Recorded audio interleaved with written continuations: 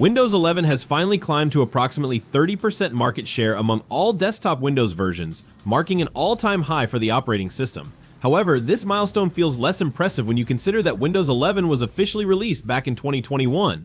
In comparison, Windows 10 reached the top spot as the most widely used version of Windows just 2.5 years after its launch, and it continues to dominate to this day.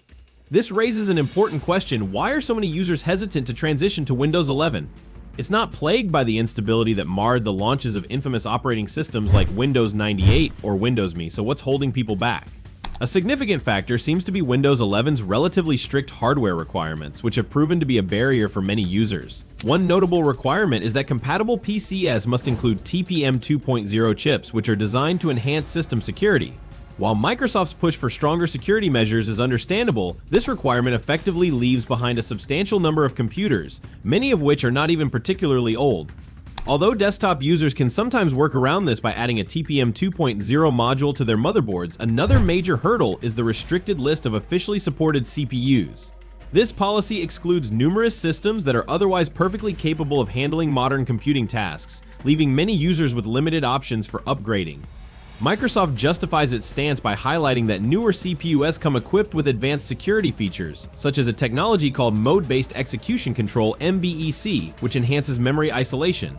Without MBEC support, PC can still operate Windows 11, but users might experience a noticeable decline in performance. While it is technically possible to bypass these hardware requirements, many users, especially those without technical expertise, are unlikely to attempt this workaround. This is particularly true because bypassing the requirements could lead to Microsoft withholding critical updates or causing some updates to fail entirely during installation. For large businesses and organizations, where maintaining security is of utmost importance, such scenarios are unacceptable. These entities are more likely to focus on cost-saving strategies rather than investing heavily in upgrading an entire fleet of computers just to support a slightly newer operating system that may not even offer significant benefits for their needs.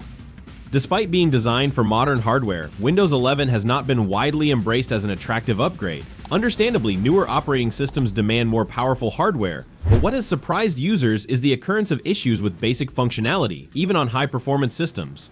For instance, some users have reported that the Windows 11 user interface occasionally lags, with one former Microsoft software engineer showcasing video evidence of severe performance issues with the Start menu. This was despite using a system equipped with a powerful Core i9 processor and a massive 128 GB of RAM, a configuration well beyond what most users would ever need. While Windows 11 avoids the major stability pitfalls of notorious predecessors like Windows Vista, this situation reflects a recurring challenge for Microsoft: balancing the performance demands of its operating systems with hardware optimization. It wouldn't be the first time the company has faced criticism for pushing out software that feels undercooked for the hardware it's meant to run on.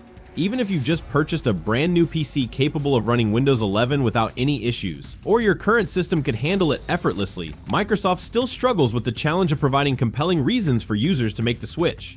While opinions vary, the broader market doesn't appear particularly thrilled about features like Auto HDR, the Copilot AI assistant, or the default centering of taskbar icons. And no, removing live tiles doesn't exactly count as an exciting new feature.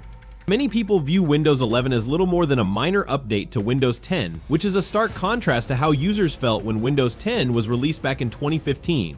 At that time, both tech-savvy power users and everyday PC novices were largely pleased to see a return to a user interface that felt more practical for traditional desktops and laptops rather than being optimized for tablets.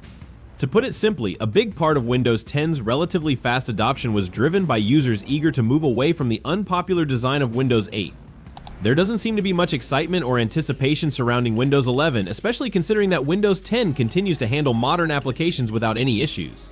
However, it appears that most users will soon be pushed to upgrade to Windows 11, as support for Windows 10 is set to end in late 2025. This impending cutoff for updates is likely a significant factor contributing to the gradual increase in Windows 11's market share.